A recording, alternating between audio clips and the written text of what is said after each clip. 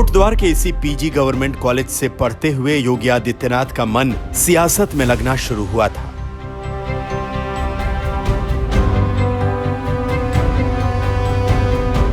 वो एबीवीपी के सदस्य थे। छात्र संघ चुनाव के दौरान सचिव पद के लिए उन्होंने अपनी उम्मीदवारी ठोकी, लेकिन टिकट नहीं मिला।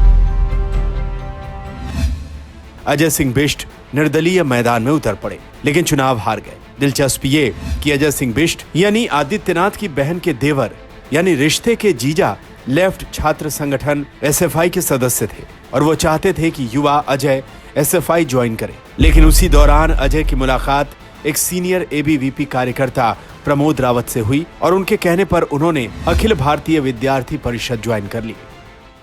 पहले चुनाव की हार निराश करने वाली जरूर रही, लेकिन तब योगी एक्टिव पॉलिटिक्स में नहीं थे। योगी आदित्यनाथ के एक्टिव पॉलिटिशियन बनने का एक किस्सा मशहूर है।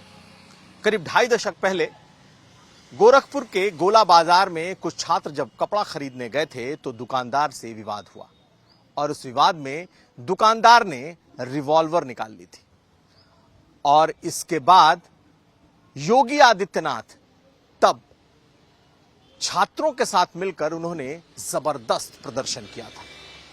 यहां तक कि एसएसपी के दीवार पर योगी चढ़ गए थे और ये उनकी एक्टिव पॉलिटिक्स में एंट्री का पहला किस्सा है। गुरु ने चेले की सियासी काबिलियत भी समझ ली थी। जिस गोरखपुर से महंत अवैधनाथ 4 बार सांसद रहे थे, उसी सीट से उन्होंने योगी आदित्यनाथ को टिकट दिलवाया और 1998 में वो 26 साल की उम्र में लोकसभा पहुंच गए। अहम आदित्यनाथ लोकसभाया सदस्यत्वेन निर्वाचितः निश्चितेन परमेश्वरस्य नाम्नः सपे यदहं विधिना स्थापितं भारतस्य संविधानं प्रति सत्यां श्रद्धां निष्ठां च धारयिष्ये। योगी आदित्यनाथ पहला चुनाव 26,000 वोटों से जीते, पर 1999 में जीत हार का अंतर सिर्फ 7,322 वोटों पर सिमट गया। मंडल राजनीति के उभार ने योगी के सामने गंभीर चुनौती पेश कर दी थी। योगी आदित्यनाथ को समझ आ गया कि उन्हें गोरखपुर में अपना जनाधार बढ़ाना होगा। उन्होंने अप्रैल 2002 में सामाजिक और राजनीतिक हैसियत बढ़ाने के लिए हिंदू युवा वाहिनी नाम से संगठन बनाया। हिंदू युवा वाहिनी को बनाने का मुख्य उद्देश्य हिंदू विरोधी और राष्ट्र विरोधी गतिविधियों पर नियंत्रण बताया गया।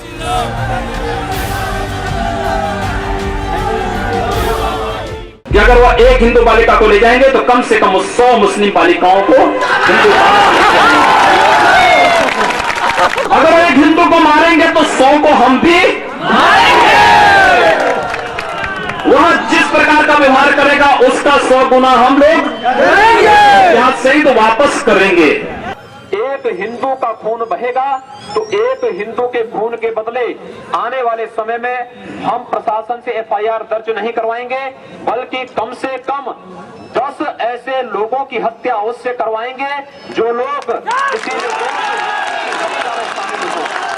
दुनिया के अंदर कहीं हुआ है कि कहीं पर किसी मस्जिद के अंदर नंदी और गौरी गणेश विराजमान हो?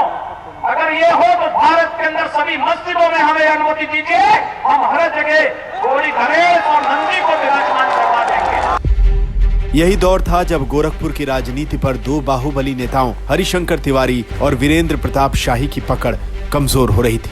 युवाओं, खासकर गोरखपुर विश्वविद्यालय के सवर्ण छात्र नेताओं को इसी एंग्री यंग मैन में हिंदू महासभा के अध्यक्ष रहे महंत दिग्विजयनाथ की छवि दिखी और वो उनके साथ जुड़ते चले गए। योगी का सियासी कद अपने इलाके में इतना बड़ा हो गया कि 2002 के विधानसभा चुनाव में जब उनके खासम खास राधा मोहन दास अग्रवाल को बीजेपी का टिकट नहीं मिला तो वो हिंदू महासभा के टिकट पर खड़े हो गए और योगी के समर्थन से बीजेपी के प्रत्याशी को हराकर विधानसभा पहुंचे।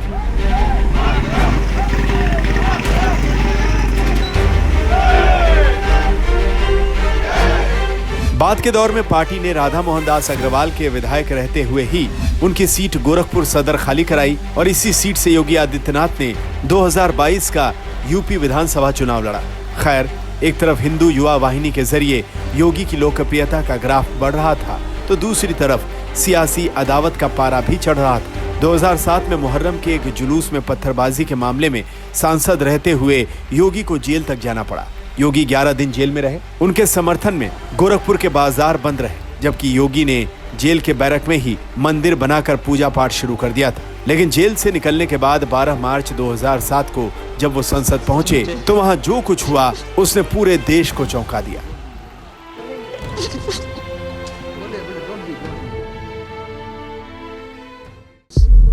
सर मुझे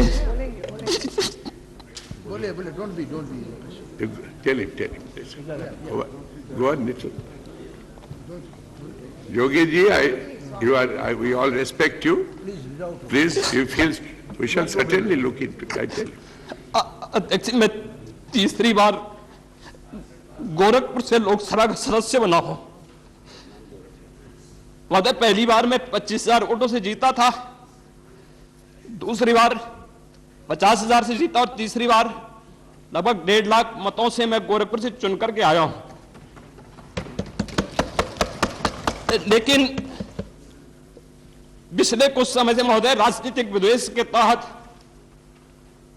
मुझे जिस प्रकार से राजनीतिक पूर्वाग्रह का शिकार बनाया जा रहा है, मैं केवल आपसे अनुरोध करने के लिए आया हूं, क्या मैं इस सदन का सदस्य हूं या नहीं हूं, और क्या सदन मुझे संरक्षण दे पाएगा या नहीं दे पाएगा।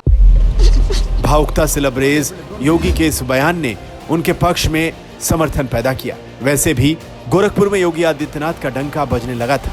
योगी आदित्यनाथ गोरखपुर सीट से 5 बार सांसद बने। 2014 में तो योगी आदित्यनाथ 3 लाख से ज्यादा वोटों से जीतकर संसद पहुंचे थे। मैं नरेंद्र दामोदर दास मोदी 2014 में केंद्र में नरेंद्र मोदी ने सत्ता संभाली और 2017 में जब उत्तर प्रदेश में चुनाव हुए तो बीजेपी ने शानदार प्रदर्शन किया। राजनाथ सिंह से लेकर केशव प्रसाद मौर्य और मनोज सिन्हा जैसे कई नाम मुख्यमंत्री पद के दावेदार थे। टेलीविजन पर नाटकीय घटनाक्रम पूरा देश टकटकी लगाए देख रहा था और जैसे ही इस बात का ऐलान हुआ कि योगी आदित्यनाथ यूपी के सीएम होंगे तो लोग दंग रह गए। योगी आदित्यनाथ अगले मुख्यमंत्री उत्तर प्रदेश के, कल वो शपथ लेंगे और अगले 5 साल तक उत्तर प्रदेश की कमान अब योगी आदित्यनाथ के हाथ में होगी। लेकिन संघ शायद इसकी पटकथा 1 साल पहले ही लिख चुका था। कहा जाता है कि 2016 मार्च में गोरखनाथ मंदिर में हुई भारतीय संत सभा की चिंतन बैठक में आरएसएस के बड़े नेताओं की मौजूदगी में योगी आदित्यनाथ को मुख्यमंत्री बनाने का संकल्प लिया गया था। उस वक्त संतों ने कहा था, हम 1992 में एक हुए तो ढांचा तोड़ दिया, अब केंद्र में अपनी सरकार है, सुप्रीम कोर्ट का फैसला हमारे पक्ष में आ जाए तो भी प्रदेश में मुलायम या मायावती की सरकार रहते हुए राम जन्मभूमि मंदिर नहीं बन पाएगा। इसके लिए हमें योगी आदित्यनाथ को मुख्यमंत्री बनाना होगा।